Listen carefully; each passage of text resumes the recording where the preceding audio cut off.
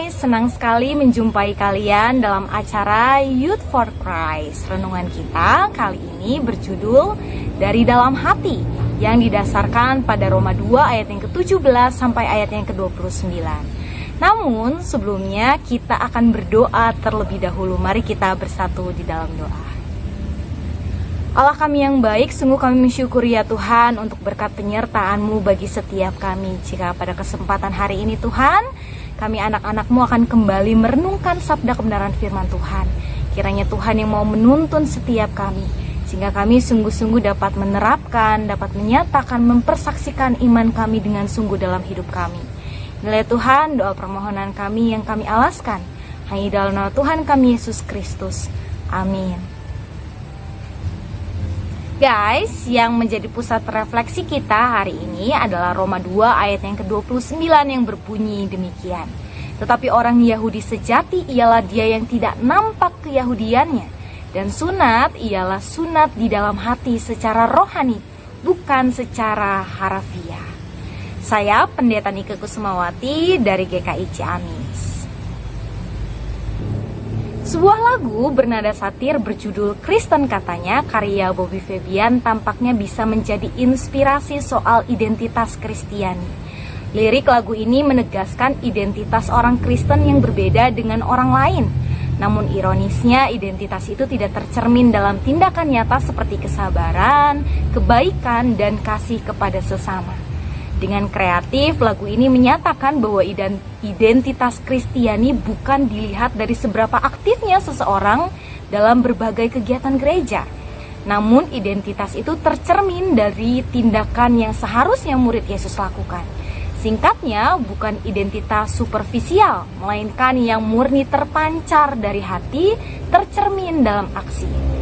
Dalam suratnya kepada jemaat di Roma, Rasul Paulus memberi tanggapan tentang hukum Taurat dan sunat yang menjadi perdebatan antara orang Yahudi dan non-Yahudi.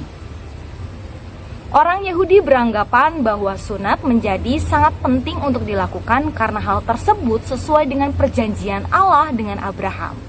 Namun demikian, Paulus mengkritisi fungsi sunat jika tidak diiringi dengan hidup di dalam kebenaran, termasuk di dalamnya mentaati hukum Taurat. Pada akhir penjelasannya, Paulus menegaskan mengenai sunat di dalam hati, yaitu secara rohani.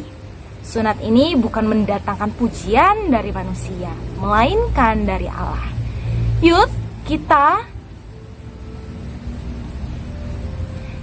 Kritik Paulus terhadap sunat lahiriah dapat kita hayati dalam praktik ibadah kita juga.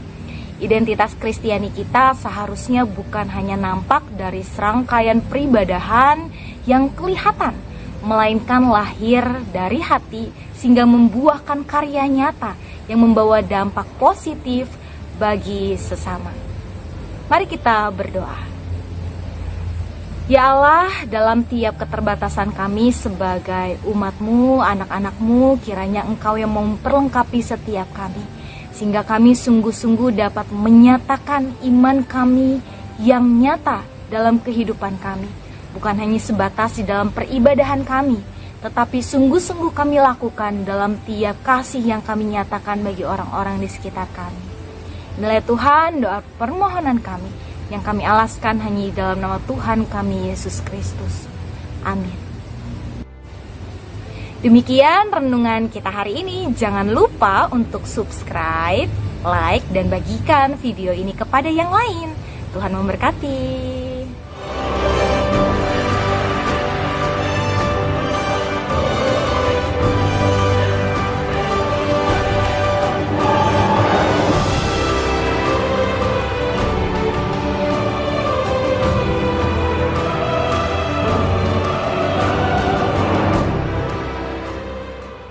Sahabat, mari dukung pelayanan dan pekabaran Injil melalui YKB dengan membagikan link acara ini kepada sebanyak mungkin orang. Dukungan juga dapat saudara lakukan dengan mentransfer dukungan finansial ke rekening BCA ke nomor 450 305 2990 450 305 2990 atas nama Yayasan Komunikasi Bersama.